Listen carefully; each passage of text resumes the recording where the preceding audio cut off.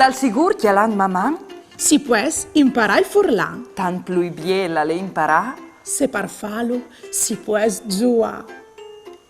L'argomento di ue è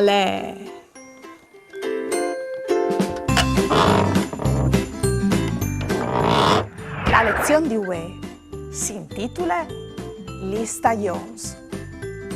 Par furlan ho vinto che i noms dai dis de settimane avancu la lettere piccole e i noms dai mesi avancu la lettere grande. Ma sapevo che si scrive i noms de stagions? Par furlan, i noms de stagions avan sempre con la lettera grande, dunque maiuscole.